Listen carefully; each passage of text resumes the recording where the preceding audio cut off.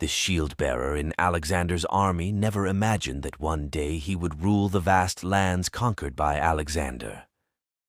This is the fascinating story of Seleucus Nicator, whose destiny made him a great king and ruler of Alexander's vast empire.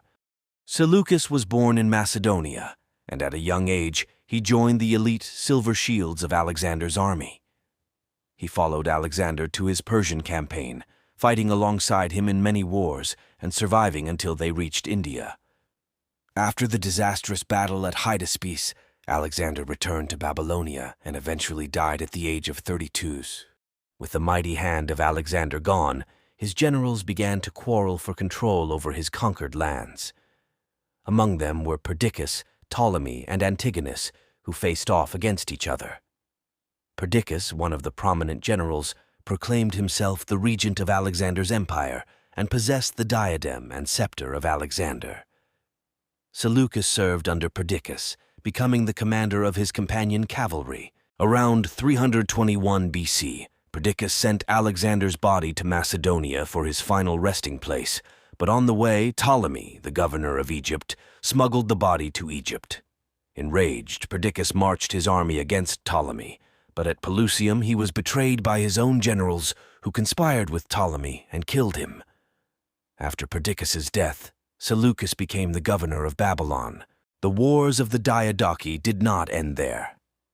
Antigonus, the governor of Phrygia, rose to power with the help of Antipater, the regent of Macedonia. After conquering much of Asia Minor, Antigonus marched to Babylon to wage war against the Perdiccas faction. Seleucus initially welcomed Antigonus in Babylon, but their relationship soured, leading Seleucus to escape to Egypt. Now Ptolemy and Antigonus began to fight each other, and Seleucus served Ptolemy as a faithful companion. In the Battle of Gaza in 321 BC, Ptolemy defeated Antigonus's son, Demetrius, and his army. Soon after, Seleucus, with the help of Ptolemy, gathered a force and attacked Babylon, capturing it. After capturing Babylon, Seleucus didn't rest, and like a cunning lion, he waged war against other Persian satraps and captured them. Despite facing armies sent by Antigonus, Seleucus cunningly defeated them, establishing himself as a powerful general in the Diadochi. Seleucus soon turned his attention eastward once again, seeking to recover the Persian provinces of Gandhara and other kingdoms of the Indus Valley lost after Alexander's conquests. However, he faced a formidable opponent in the mighty Chandragupta Maurya, the emperor of Maurya. The Macedonian and Indian armies faced each other bravely, but Seleucus didn't achieve a decisive victory over Chandragupta. Eventually, both kings made peace, and Chandragupta gifted Seleucus 500 elephants, leading to peaceful relations between them for the rest of their lives. The clouds of war gathered again in Hellenic world, where generals like Ptolemy, Seleucus, and Lysimachus allied themselves against Antigonus.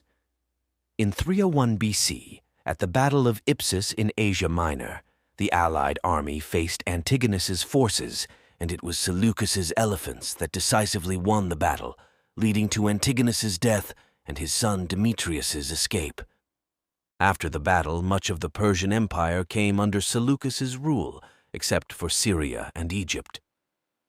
Seleucus built new cities in his region, naming one after his father, Antioch. An ambitious Seleucus now sought to possess the regions of Greece and Macedonia under his rule, but he was betrayed by one of his companions, Ptolemy Charaunus, son of Ptolemy, who killed him in Lysimachia. Thus ended the legacy of Seleucus Nicator, who rose from a shield-bearer to emperor of an empire that he had never dreamed of. With his luck and military genius, he achieved the empire's formation, which continued to rule West Asia under his sons for more than 100 years, until its decline and eventual end at the hands of the Romans.